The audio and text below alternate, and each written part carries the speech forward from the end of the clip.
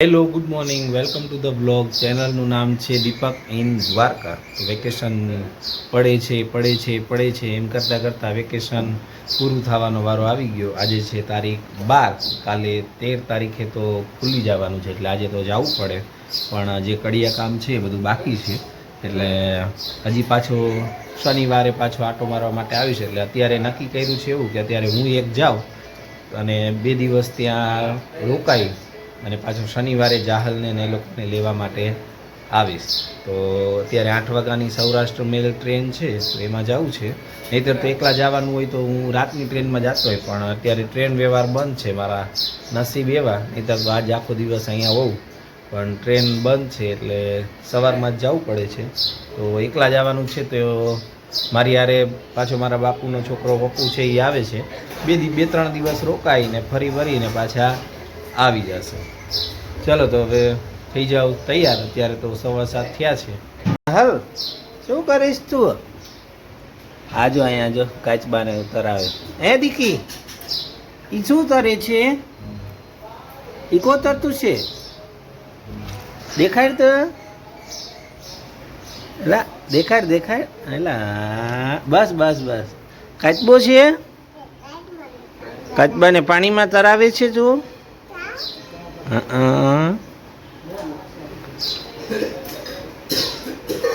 ચલો તો અહીંયા જાહલબેનની રમત હાલે છે. આ બાજુ પપ્પા અને મમ્મીને શિરાવે છે. આ બાજુ હજી કંઈક લુક આવો આવ્યો છે. કાલે ટાઇલ્સ લગાવી,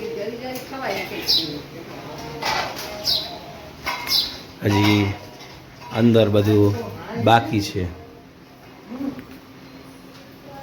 અહીંયા છક્કીનું બચ્ચું હવે ઉડું છે.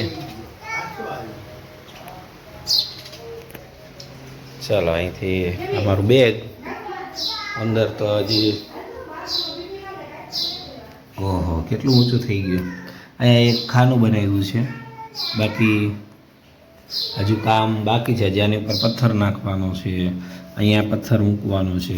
પણ વેકેશન પૂરું થઈ ગયું, પણ અમારું કામ પૂરું થયું નહીં, એટલે પાછો બીજો ધક્કો થશે. જાહલને એ લોકો અહીં રોકાશે, પછી બધું સમૂહ કરીને ગોઠવીને પછી આવશે. એટલે ચાલો હું ને મોટા બાપુનો છોકરોને જાય તો પહેલાં તો નાહી અને શિરાવી લઉં. શેમાં પપુડાનો ઓલું દરિયામાં સ્કૂટીમાં ને એમાં બેહવું બેવાનું બેબી પપ્પુ કાકાને એમાં બેહવું છે. એ હરખુડો છે, ઓલા મહિલાને એમાં નહીં. આપણે એમ કે આમાં બેવું તો ના, ઓલામાં બેવું તો ના. મહિલો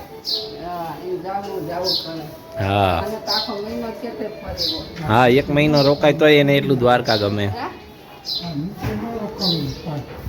આવું છું તાતા કરી દે.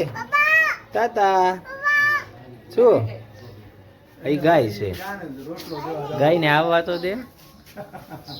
પપ્પા વાવે મૂકવા, ચણ નાખવા જાય.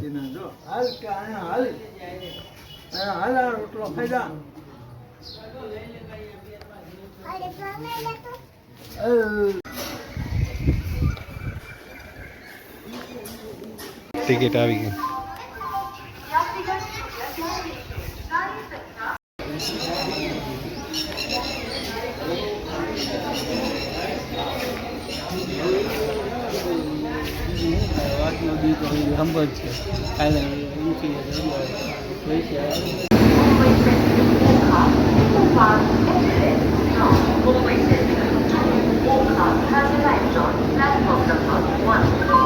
ઓહો ગીર્દી તો જો.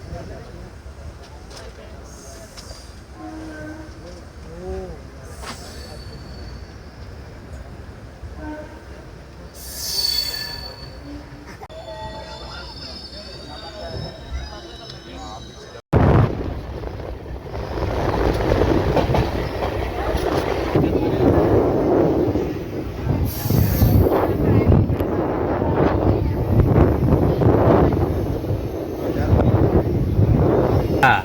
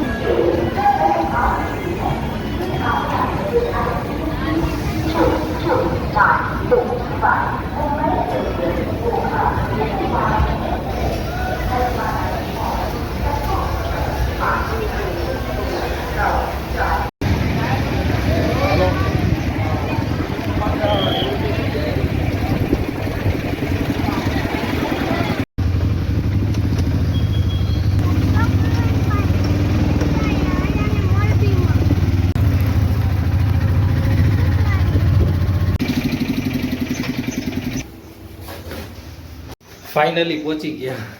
ઓહો હો, કર તો જો ભાઈ, ધૂળ તો જો.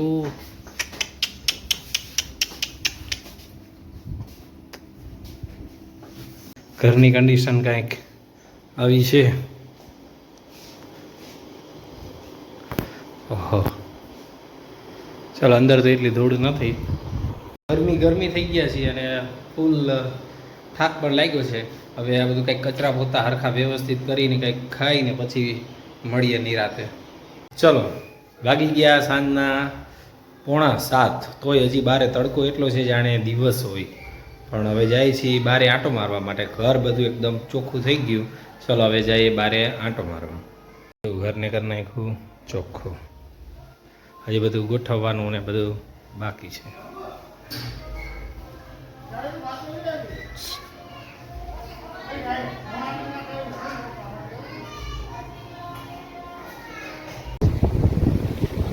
વાહ ભાઈ વાહ.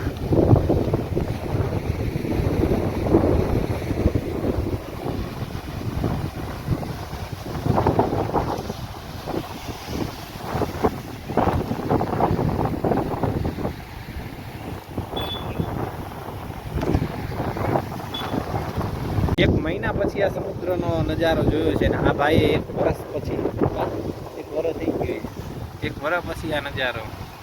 આને ખરેખર જે પાણી એકદમ ઉછાળા મારતું હોય ને ફૂલ પાણી ઉઠતું હોય, મોજા આવતા હોય દરિયાના, એ બધું ગમે. અને આજે એવું જ છે. એટલું બધું નથી પણ મજા આવે એવું છે. એકદમ સનસેટનો ટાઈમ થયો છે. હમણાં જઈએ ભડકેશ્વર. અત્યારે તો મોડું થઈ ગયું એટલે અહીંયા સુધી જ આવ્યા છે. હજી રાંધવાના કાંઈ ઠેકાણા નથી એટલે એક શાકભાજી લેવાનું છે, પછી લઈએ. મોજા ઉછળે છે અત્યારે. છેક અહીંયા સુધી અમને પવન આવે અને જણ આવે છે. ભાઈ ભાઈ એ જોજો, છેક અહીંયા ઉપર સુધી મોજા આવે છે.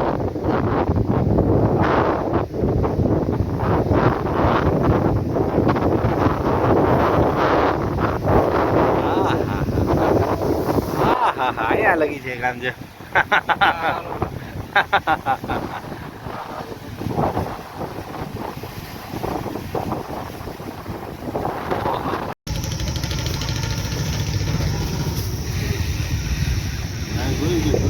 ચલો લઈ આવ્યા શાકભાજી. શાકભાજીને લઈને તો આવી ગયા છે. હવે વિચારીએ જે લીધું છે એમાંથી અથવા તો બીજું કાંઈ જોઈએ શું બનાવીએ છીએ. હવે ભૂખના આધારે છે. બપોરે તો મોડા જમ્યા હતા એટલે વધારે કાંઈ ભૂખ નથી, પણ ખાવું તો પડશે જ. ચલો એટલે બનાવીએ. હોન્ડામાં પેટ્રોલ પુરાવ્યું ને એને હવા પુરાવી અને પછી શાકભાજીને લઈને આવી ગયા એટલે આમ અંધારું થઈ ગયું. ચલો હવે કંઈક બનાવી લઉં. મહા મહેનતે જમવાનું તૈયાર છે. વાગી ગયા 8:45 તો બેસીએ જમવા. ચલો બનાવ્યું છે ભીંડાનું શાક, રોટલી ને આ બાજુ જેઠાલાલનો સારો એપિસોડ ગોતી અને જમી લઈએ.